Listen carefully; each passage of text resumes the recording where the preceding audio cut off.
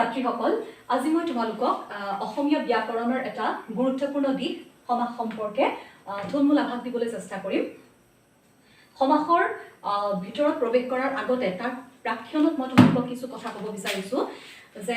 ছাত্ৰ-ছাত্ৰীয়ে সমাস বিষয়টো যথেষ্ট জটিল পায়। তেওঁলোকে ভাবে যে সমাস এটা যথেষ্ট অসমীয়া ব্যাকৰণৰ জটিল ধাৰণা। গতিকে তেওঁলোকে সমাস পৰীক্ষাত যেহেতু আহে গতিকে সমাস তেওঁলোকে মুখস্থ কৰিবলৈ চেষ্টা কৰে। কিন্তু আজি মই তোমালোকক কওঁ যে মুখস্থ কৰা কামটো যথেষ্ট জটিল কাম আৰু এই সমাস তোমালোকে মুখস্থ নকৰাকৈ অৱশ্যে কিছু পৰিমাণেতো মুখস্থ কৰিবই লাগিব, কিন্তু তথাপিতো গোটেই বস্তুখিনি মুখস্থ নকৰাকৈ তোমালোকে কেনেকৈ অতি সহজে সমাস কৰিব পাৰিবা বা সমাস পৰীক্ষাত যদি সমাস আহে তোমালোকে ভাঙিব পাৰিবা সেই সম্পৰ্কে মই তোমালোকক কিছু ধাৰণা দিবলৈ চেষ্টা কৰিম। এটা প্ৰথমতে আমি সমাসৰ সংজ্ঞাত প্ৰৱেশ কৰাৰ আগতে তাৰ প্ৰাক্ষণত আমি কেইটামান শব্দ কিন্তু জানিব লাগিব। সেই শব্দকেইটা হৈছে সমস্যমান পদ বা ব্যস্ত পদ কি আমি জানিব লাগিব, সমস্ত পদ কি আমি জানিব লাগিব, তৃতীয়তে সমাস বাক্য বা ব্যাক বাক্য কি আমি জানিব লাগিব। এটা ইয়াত মই উদাহৰণ দিছোঁ, যিহেতু সমাস আমি যেতিয়া পঢ়োঁ ছাত্ৰ-ছাত্ৰীয়ে প্ৰথম শিকা শব্দটোৱেই হৈছে বিনা পানী। গতিকে মই সেই বিনা পানী শব্দটোৰ উদাহৰণ দেখুৱাইছোঁ ইয়াতে। বিনা পানী যেতিয়া আমি সমাস কৰোঁ আমি ভাঙো যে বিনা আছে পানীত যাৰ বিনা পানী, আৰু ছাত্ৰ-ছাত্ৰীয়ে কি কৰে এই কথাখিনি মুখস্থ কৰে যে বিনা পানী সমাস বাক্য লিখিবলৈ হ'লে কি লিখিব, বিনা আছে পানীত যাৰ। কিন্তু কথা হ'ল পৰীক্ষাত বিনা পানী নাহি যদি ফুল পানী আহে তেতিয়া আমাৰ ছাত্ৰ-ছাত্ৰীৰ উজতি খাবলগীয়া পৰিস্থিতিৰ সৃষ্টি হয়। গতিকে তোমালোকে মুখস্থ নকৰাকৈ কি উপায়েৰেনো সমাস তোমালোকে কৰিব পাৰিবা সেই সম্পৰ্কে আজি আমি আলোচনা আগবঢ়াম। গতিকে প্ৰথম আমি চাম সমস্যমান পদ কি বস্তু। এটা কথা হ'ল এই উদাহৰণটোতে মই দেখুৱাইছোঁ বিনা আছে পানীত যাৰ, অৰ্থাৎ ইয়াৰ প্ৰত্যেকটো একোটা সমস্যমান পদ। বিনা এটা সমস্যমান পদ, আছে পানীত যাৰ প্ৰত্যেকটো একোটা সমস্যমান পদ। অৰ্থাৎ সমাস কৰিবলৈ আমি যিকেইটা পদ ব্যৱহাৰ কৰোঁ তাৰ প্ৰত্যেকটোকে একোটা সমস্যমান পদ বা ব্যস্ত পদ বুলিও কোৱা হয়। গতিকে ইয়াত প্ৰতিটো একোটা সমস্যমান পদ মই ইয়াত নাৰ্চিং দি দেখুৱাইছোঁ। তাৰপিছত আমি চাম সমস্ত পদ কি বস্তু। এই যিটো পদ তোমালোকক পৰীক্ষাত দিব কৰিবলৈ যিটো শব্দ দিয়া হয় সেইটোৱে হৈছে সমস্ত পদ, অৰ্থাৎ সমাসবদ্ধ পদটোক আমি সমস্ত পদ বুলি কওঁ। তাৰপিছত আহিল সমাস বাক্য বা ব্যাক বাক্য কি। সমাসৰ অৰ্থ প্ৰকাশ কৰিবলৈ, অৰ্থাৎ এই সমস্ত পদটোৰ অৰ্থ প্ৰকাশ কৰিবলৈ যি বাক্য বা বাক্যাংশ ব্যৱহাৰ কৰা হয় তাকে কোৱা হয় সমাস বাক্য বা ব্যাক বাক্য। ইয়াত বিনা আছে পানীত যাৰ এই গোটেই অংশটোক আমি সমাস বাক্য বা ব্যাক বাক্য বুলি কওঁ। এতিয়া কথা হ'ল তোমালোকক পৰীক্ষাত সমস্যমান পদ কি নুসুধে বা সমস্ত পদ কি নুসুধে বা সমাস বাক্য বা ব্যাক বাক্য কি তোমালোকক নুসুধে, কিন্তু কথা হ'ল যেতিয়া আমি সমাসৰ সংজ্ঞা পঢ়িম বা যেতিয়া আমি সমাসৰ বিভিন্ন ভাগবিলাক আলোচনা কৰিম তেতিয়া প্ৰত্যেকটো খোজত আমি এই তিনিটা শব্দ ব্যৱহাৰ কৰিম। গতিকে তেতিয়া তোমালোকে সমস্ত পদ কি যেতিয়া উল্লেখ কৰা হয় তোমালোকে বুজিব লাগিব, বা সমস্যমান পদ কি উল্লেখ কৰাৰ লগে লগে তোমালোকে বুজিব লাগিব যে কোনটো কথা কোৱা হৈছে, বা সমাস বাক্য বুলি যেতিয়া উল্লেখ কৰা হয় তোমালোকে সেইটো বুজিব লাগিব যে আচলতে সমাস বাক্য কোনখিনি। সেইকাৰণে আমাৰ সমাসত প্ৰৱেশ কৰাৰ আগতে এই তিনিটা ধাৰণা স্পষ্ট কৰাটো অত্যন্ত জৰুৰী। গতিকে আমি কি বুজিলোঁ যে সমাসবদ্ধ পদটোৱে হৈছে সমস্ত পদ, যিটো তোমালোকক পৰীক্ষা শব্দটো দিব সেইটো সমস্ত পদ। তাৰপিছত সমাসৰ অৰ্থ প্ৰকাশ কৰিবলৈ আমি যি বাক্য বা বাক্যাংশ ব্যৱহাৰ কৰিছোঁ সেই গোটেই বাক্য বা বাক্যাংশটো একেলগে আমি সমাস বাক্য বা ব্যাক বাক্য বুলি কৈছোঁ। তাৰপিছত আহিলে সমাস কৰিবলৈ আমি যিকেইটা পদ ব্যৱহাৰ কৰিছোঁ, অৰ্থাৎ বিনা আছে পানীত যাৰ প্ৰত্যেকটোৱে অকলে অকলে একোটা সমস্যমান পদ। গতিকে এই তিনিটা কথা স্পষ্ট হ'লেহে আমি সমাস সম্পৰ্কে ধাৰণা আমাৰ স্পষ্ট হ'ব। এতিয়া আহোঁ আমি সমাসৰ সংজ্ঞালৈ। সমাসৰ সংজ্ঞাটোত কোৱা হৈছে যে পৰস্পৰ অৰ্থৰ সংগতি থকা দুই বা ততোধিক পদ লগ লাগি এক পদ হোৱাকে সমাস বোলে। অৰ্থাৎ আমি যদি আকৌ এই উদাহৰণটোকে যদি আমি চাওঁ তেতিয়াহ'লে সংজ্ঞাটো আমি দেখা পাম যে এতিয়া আমি বিনা পানীটোৰ যেতিয়া আমি সমাস কৰিছোঁ আমি উল্লেখ কৰিলোঁ যে বিনা আছে পানীত যাৰ। এই শব্দকেইটা কিন্তু আমি এনেই বহাই দিয়া নাই, এই শব্দকেইটাৰ পৰস্পৰ সম্বন্ধ আছে, ইটোৰ লগত সিটোৰ সম্পৰ্ক আছে। ইয়াৰ যদি আমি এটাও কাটি দিওঁ তেতিয়াও কিন্তু এইটোৰ অৰ্থ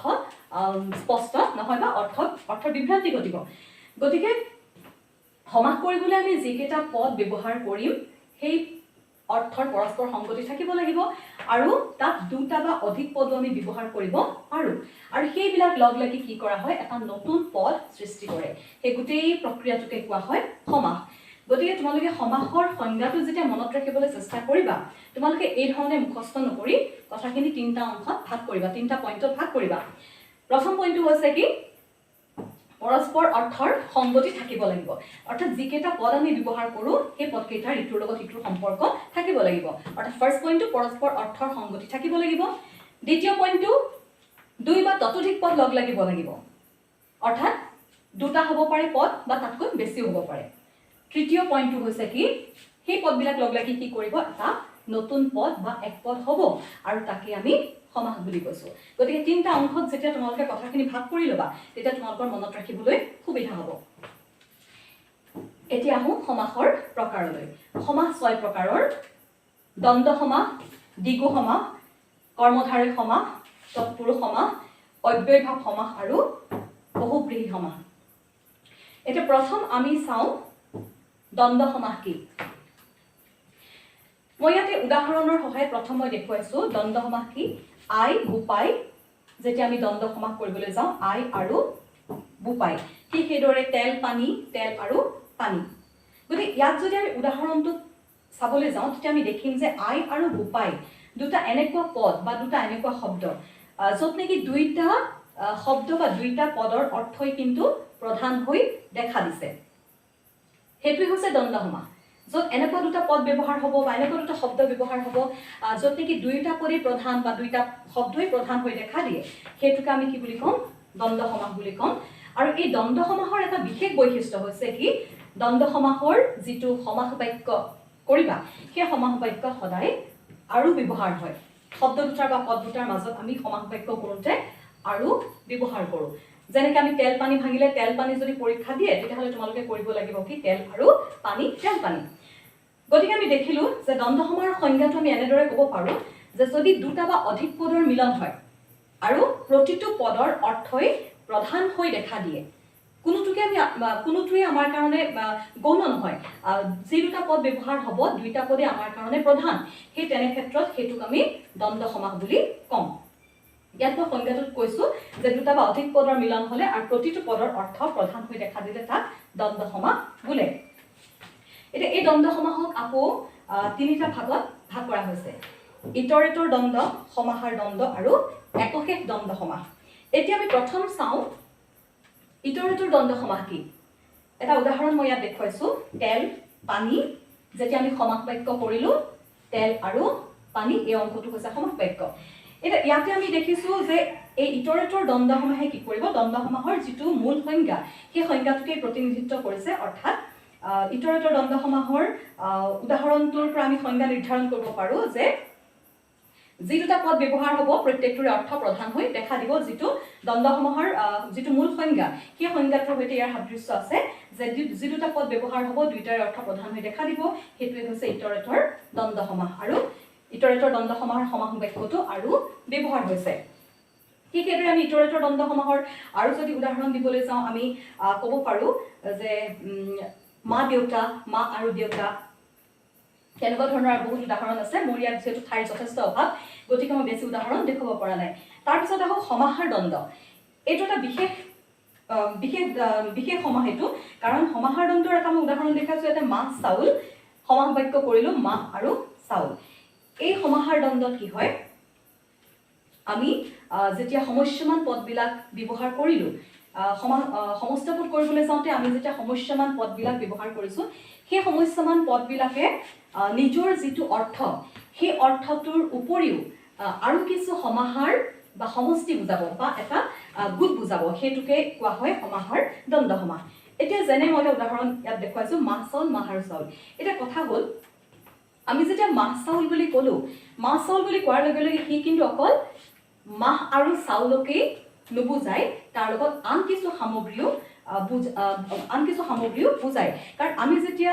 নাম প্ৰসংগত নৈবেদ্য হিচাপে মাহ চাউল আগবঢ়াওঁ আমি মাহ চাউল বুলিয়ে কওঁ কিন্তু সেই মাহ চাউলৰ লগত তাত এটা কথা থাকে অকল মাহকেইটা আৰু চাউলকেইটা নুবুজায় তাৰ লগত কল নাৰিকল কুঁহিয়াৰ যিবোৰ আনুষংগিক যিবিলাক বস্তু তাতে গোটোৱা হয় সেই গোটেই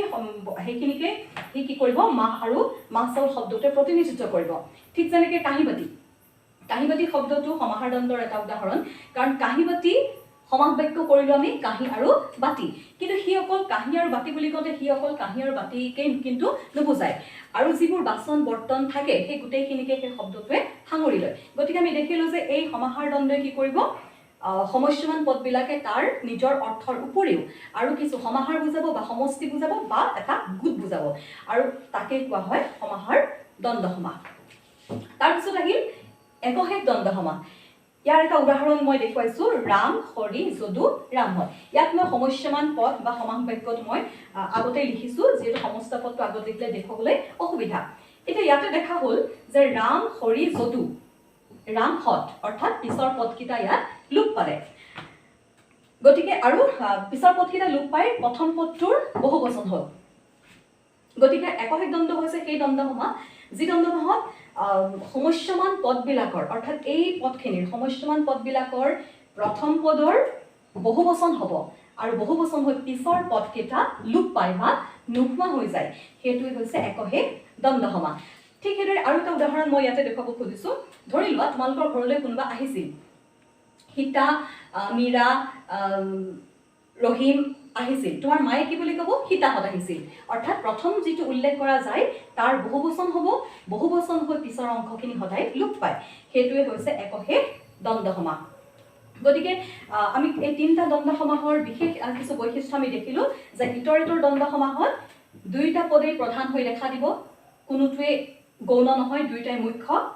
সমাহাৰ দ্বন্দ্বত সমস্যমান পদবিলাকে নিজৰ অৰ্থৰ উপৰিও এটা সামূহিক বা সমষ্টি বুজাব বা সমাহাৰ বুজাব সেইকাৰণে তাৰ নামেই হৈছে সমাহাৰ দ্বন্দ্ব আৰু একশেষ দ্বন্দ্বত কি হ'ব সমস্যমান পদবিলাকৰ প্ৰথম পদটোৰ বহুবচন হ'ব আৰু পিছৰ অংশখিনি লোপ পাব বা নোহোৱা হৈ যাব সেইটোৱে হৈছে একশেষ দ্বন্দ্ব সমাস গতিকে এইখিনিয়ে হৈছে আজি মই তোমালোকক পাঠদান দিবলগীয়া কথা ইয়াৰ পৰৱৰ্তী সময়ত মই ইয়াৰ পিছৰ সমাসকেইটা সম্পৰ্কে আলোচনা আগবঢ়াম গতিকে তাৰ আগতে মই আকৌ কওঁ যে সমাসৰ ভিতৰলৈ যোৱাৰ আগতে তোমালোকে এই প্ৰথম তিনিটা কথা কিন্তু তিনিটা কথাৰ ধাৰণা তোমালোকে সম্পূৰ্ণভাৱে স্পষ্টৰূপে আয়ত্ত কৰিবা তেতিয়াহে তোমালোকে এই কথাখিনি